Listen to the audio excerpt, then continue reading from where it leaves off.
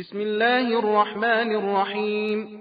ومن أظلم ممن منع مساجد الله أن يذكر فيها اسمه وسعى في خرابها أولئك ما كان لهم أن يدخلوها إلا خائفين لهم في الدنيا خزي ولهم في الآخرة عذاب عظيم. ولله المشرق والمغرب فأينما تولوا فثم وجه الله إن الله واسع عليم.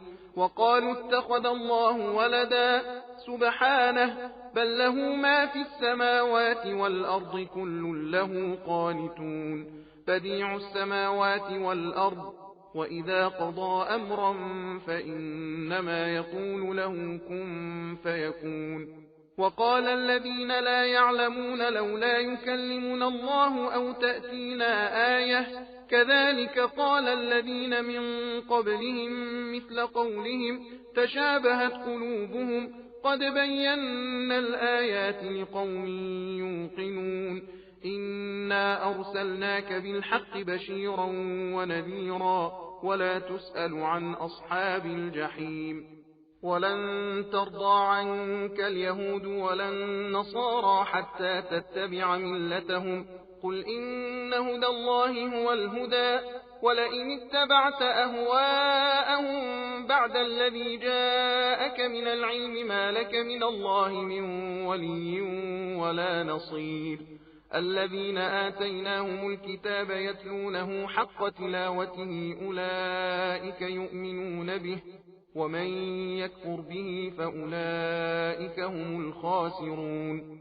يا بني إسرائيل اذكروا نعمتي التي أنعمت عليكم وأني فضلتكم على العالمين. واتقوا يوما لا تجزي نفس عن نفس شيئا ولا يقبل منها عدل ولا تنفعها شفاعة ولا هم ينصرون.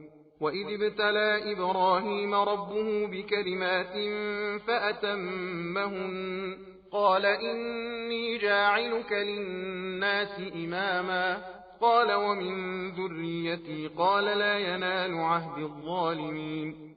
وإذ جعلنا البيت مثابة للناس وأمنا واتخذوا من مقام إبراهيم مصلى وعهدنا إلى إبراهيم وإسماعيل أن طهرا بيتي للطائفين والعاكفين والركع السجود.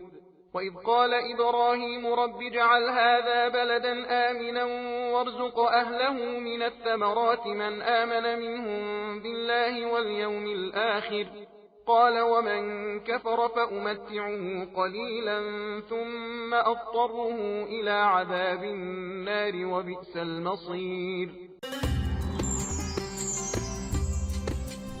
सबील कुरान हिदायत का रास्ता।